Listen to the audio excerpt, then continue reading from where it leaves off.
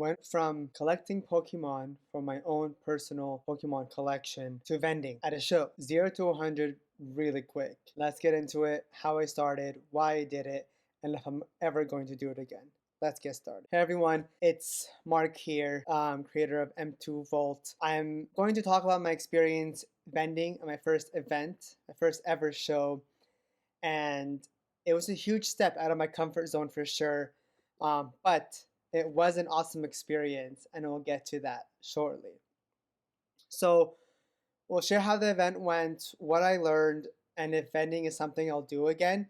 But before I do that, let's kind of get started first here. So I've been collecting Pokemon now for a few years for myself. It first started with trying to collect, still trying to collect, see behind me here, all the ETBs. I didn't realize once I started collecting these ETBs how much space I needed, especially putting them in acrylic cases and like having it stacked like that, because it just looked so much cool having a wall like that. This is like a quarter of them. And then I didn't realize how expensive it was going to get when I got into like the old X and Y and stuff. So I'm gonna be collecting for a while until I can get my hands on those. So I actually started M2 Volt kind of in a weird way because I was trying to find acrylic cases for my ETBs for my own personal use. I found people on OfferUp, found different sizes, different like, if you've seen them, the acrylic cases, there's different like width and stuff. Some are magnetic, some are not. I've seen people buy these like these tub things from like Target. I was like, that doesn't look cool because of that old white top. And and I bought some of the plastic ones from Amazon, and I'm like, this is not good. This is not going to spend all my money on these ETBs and save them in these like plastic things that technically when you put them in, you could scratch and maybe even end up ruining your ETB. So I thought for a while, let me invest in my own personal money, right? From my 9 to 5 to buying these acrylic cases. But to get a good deal, you have to buy a whole bunch. And I'm just like, I don't know if I want to invest all this money into it. I'd rather just spend that money and just buy a nice ETB. But I said, you know what?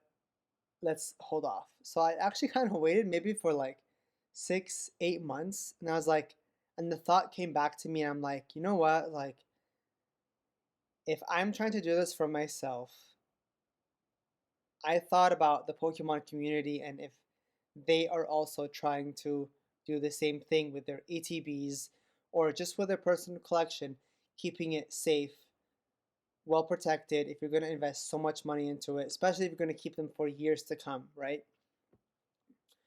And so I said, you know what, let me take the leap.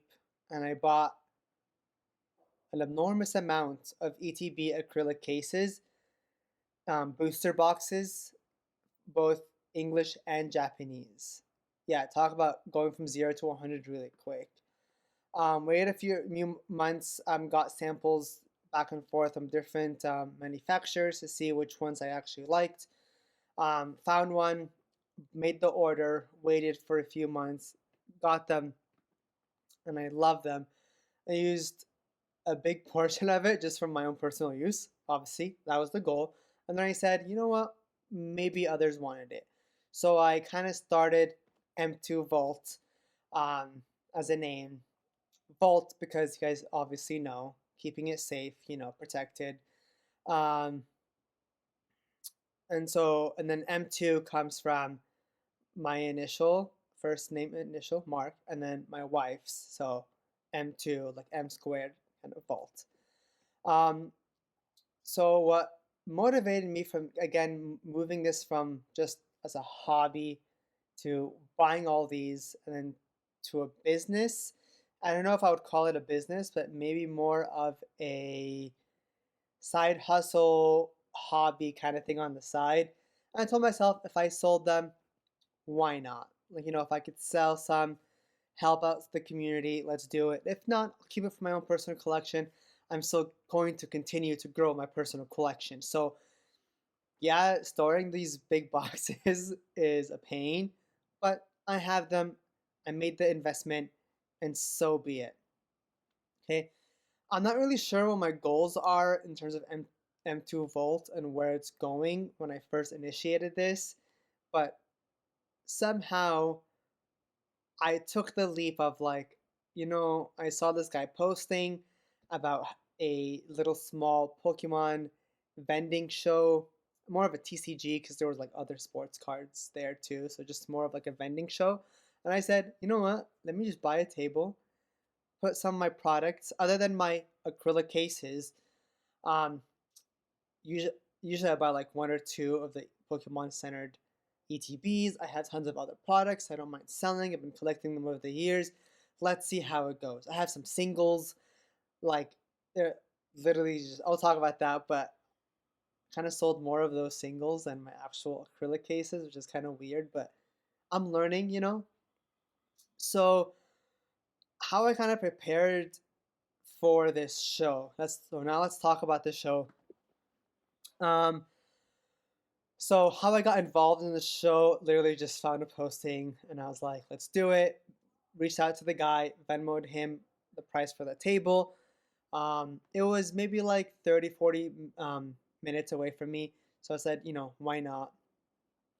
I said, a cool opportunity for, me to go meet people in the community, to get to know people. Again, this is really out of my comfort zone because, again, been collecting Pokemon for just myself, find it on eBay and OfferUp and just things being shipped to my house, collecting them, opening them for myself, and then that's it.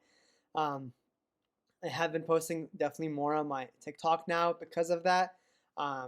Sharing it with the community, seeing what other people are having, what they're selling. Um, some challenges is I didn't know what, what I was getting myself into, how I was going to set up um, my booth or the 6 foot table. But kind of went online, started kind of going to this huge rabbit hole of YouTube after YouTube videos of people vending and what they're doing. And I've seen that most of the people who are vending, and maybe this is where I will probably fail in this hobby or side hustle, but you guys can let me know down in the comments. But everyone is kind of going after slabs, you know, um, whether they're the 3 or the 4 companies out there that are grading, but people love graded cards. Now, I love graded cards, especially the OG ones, right? First editions and stuff. But to me is as a investor outside of Pokemon, right? I like to park my money where it will not fluctuate as much. You know, again, stock market does that, but I would rather, first of all, collect what I love. Second, put my money into things that I believe will go up over time. And if not, again, it'll go back to my first point where I enjoy having them. Like my wall of ETBs behind me, tons more over there. Maybe I'll show you guys my collection later in another video. And then third is I found that majority of the slabs, you guys can let me know if I'm mistaken, they fluctuate in price, given I've seen, people vending, the Bulbasaur store and all these people vending on YouTube. Like prices go up and down, and that you would have to reevaluate every single slab and see what the market value is every single time when you want to go do a vending show. Not gonna lie, I do have some slabs, graded slabs of my favorite Pokemon, Tyranitar. I have other favorite ones, but they're really expensive. I'm still trying to collect all the ETBs. So that was kind of how I viewed, and I did go to Collectagon a year ago with my friend, um, and I saw most of the people again were doing slabs. Not a lot of people had ETBs or sealed products. Now some did have ETBs, but they're the ones that I already had, so that was that. I did buy a few. Went to a vending show, the Pasadena one a few months ago, bought two more ATVs, you know, for my um, personal collection. I only saw one person though vending acrylic cases, and I was glad to see that my prices were definitely lower.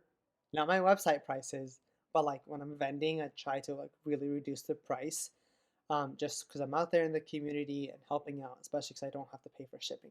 Because shipping is a monster, you know, when it comes to these huge boxes, to keep them, you know, safe, these acrylic cases. So yeah, so I think I'm definitely sidetracking right now in terms of my experience at this event, but again, it is what it is, guys. So I think the challenges were when I was there was setting it for the first time. I think I got really frustrated. Um, I think I kind of got, and oh, I did invite my parents. My dad has been vending shows before for his business, so that definitely was a plus for him to be there with me.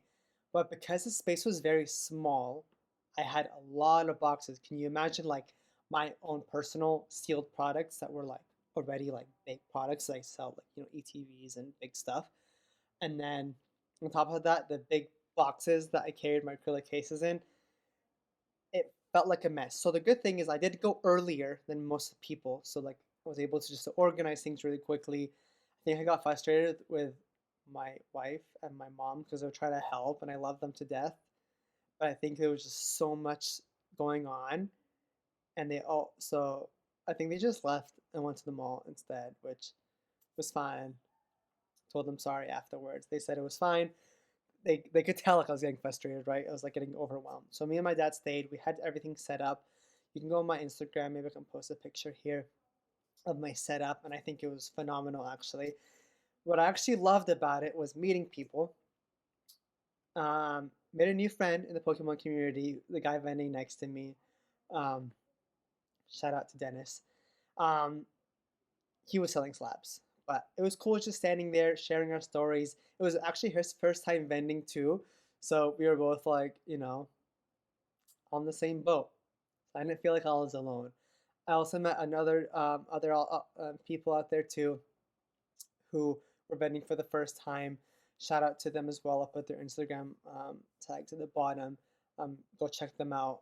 Um, but again, what I really liked was being able to be out there in the community, um, kind of maybe people watching too, and like talking to them. I acknowledged every single person that came up to the booth. You know, talk to them, see what they were looking for. People were asking me for certain things. I was like, no, I don't have them, but maybe that one does. You know, and I want to say that my primary goal, and I told this to my dad too about this and my friends, was even if I don't sell one thing, I'll still be happy that I went, right? My first time experiencing going vending out in this Pokemon community, and it was honestly fun. Like I did it because I was like, I'm off that Saturday. Let's just do it for fun. Why not? You never know what will come from it. So surprisingly, I made a few sales. Um, but you know, again, I like to write down everything. And after the cost of the table being at that show, how much I bought those things for, um, the products I sold and stuff, I want you to comment below how much you think I made, and I'll tell you at the very end. Um, but again, my goal was not to make money. My goal was to go out there, put my face out there in the community. They definitely gave my cards out to literally every single person that came by, um, and just experiencing it. And to the point where, like, I think I liked it so much. Again, okay, I'll give you a hint. It wasn't profitable, but but because I think I like the experience so much and being out there in the community, I told the person in charge, I'm like, sign me up for the next one, which is in October. So I'm actually excited for that one. Table's a little bit more costly, but again, this isn't my full-time job. Am I willing to take a loss sometimes? Yes, but I feel I'm gaining more in terms of experience and meeting people and building that relationship in the community. I've reached out to other big players in the Pokemon community, like EA Collectibles um, and Poketrap and other people in the community here in the stores around me who have been in this game for like 20 plus years, right? And the number one thing that they told me was building a relationship with people in the community, because that is how you will last in this game. Whether this turns into a huge business of mine and maybe like creates me an insane amount of like side hustle money, perfect. But if not, I still want to build that community and the relationship and people that I am actually connecting with, even on OfferUp, and meeting them in person, talking to them, exchanging phone numbers, and talking about Pokemon and all the new sets that are coming out. Like, I think that was what I was after, primarily more than making a profit. If I make a profit, perfect. If I need to lower my prices for acrylic cases to, first of all, get them out of the house, because these boxes are humongous, then so be it. But building that relationship for the long run and being in it is, I think, what I'm after more in terms of building M2 Volt. Um, so kind of have some notes here on my screen here. So was it worth it? Financially? No, for the vending part, but financially, having that huge investment for my own personal collection, yes. And down the line, will I eventually probably sell all my acrylics? Yeah, I think I will. Over time, building that relationship, even selling them like at wholesale pricing, totally cool. Networking wise, 100% worth it. 120% worth it. So if you guys are looking to get out there, out of your comfort zone, and look, I'm not a big dog in this Pokemon community. I'm literally the smallest little fish out there. Um, Literally, probably maybe I'll get like 5 views in this video, but the point is getting yourself out there and building that community around your passion of Pokemon. I think you should totally do it if you're even thinking of vending, or even if you have any questions, like reach out to me, comment below, find me on Instagram, let's talk. Like, let's bring this community more away from like the personal stuff and more out there and like sharing your stuff out there. I'm definitely more active on TikTok, and I made my own Instagram page for M2 Volt as well as TikTok. Um, Definitely posting a lot of like content on YouTube Shorts and TikTok. Not really about like my stuff, but more of like like more informational, um, like top 10 of like different sets and stuff, and some funny memes and stuff that I find funny that is relatable, since I'm spending, my wife's not here, but like spending a decent amount of my 9 to 5 money um, into this business and into my personal collection, which my wife actually supports. So thank you for that if you ever watch this video.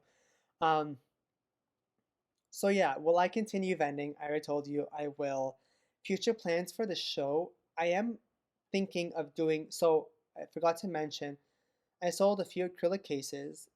I sold a few blisters, um, but I sold more of singles. They're not graded. They're not graded. They're just literally just like I have a stack. Everything was sleeved. I bought binders, put everything in like binders. Like, I think setting up wise, I even had like this Costco rack for like 30 bucks I bought, and then I had these binders, Pokemon English cards for $1. And surprisingly, this made me more money than anything for $1. My dad was like, why did you just put $1? I'm like, I don't know, because maybe they're worth $1. Some were worth more because I checked them before I went. But I was like, it's fun, especially if the kids come by. Who doesn't want to buy a Pokemon card that they wish or their favorite Pokemon for $1? So I just bought these things off Amazon, bought binders, and I just literally just put them here for fun. Kind of got cleared out, as you can see. Like, I did pretty well. Like, even this page is almost done. Like, I did think pretty well. So I told myself, wait, I have definitely a lot of more singles. Um, definitely have more, for my polls that are worth, and everything that I sold, I pulled. So I don't buy singles, which maybe I'll do in the future. Not sure yet. Um, but again, I'm going to stick with what I love and what I know, which is not much. Yeah, still learning. Um, so I might do more binders, um, worth a little bit more because I do have some awesome alternate art Pokemons, So I'll probably tag them individually in terms of pricing and how much they cost. Like, I mean, I love having singles, but like, I like having ATBs and booster boxes more. Like, for example, like, how beautiful is this card? Yeah, you gotta admit, it's beautiful. Tons of that stuff here. So like, I don't know about this one. I might keep this one for myself. Who doesn't like Charizard? But again, overall, it was a great experience. Met a lot of people in the community. Can't wait for my second one. You guys, have any questions, want to reach out to me, comment below, reach out to me on Instagram. And if you do want to buy acrylic cases, as much as this sounds weird, don't go to my website for it. Like, don't purchase from my website because I put them really high because the shipping costs are insane. But if you really reach out to me because I want to build that community, like directly, I will definitely give you the way better price. I even gave someone who's at the show a, a better price than I actually intended for the show. Like it went even cheaper. Because again, I want to build those relationships more than making the profit. And again, it wasn't my intent to making this profit. So again, um, if you're ever, thought about vending or in your Pokemon card collector, drop your thoughts or questions below. I'd love to hear them and what you guys have to say about this. And thank you to all those who were there, who I talked to, my first vending show, and I can't wait to see more of you guys there, um, and building that community. So again, thank you all for watching this video. And if you got to the end, you guys are awesome. Anyways, and that's out of thoughts for me right now. But anyways, thank you again for watching. Comment below, subscribe, like. If you have any more questions, comment below. Thank you guys. M2 Bolt.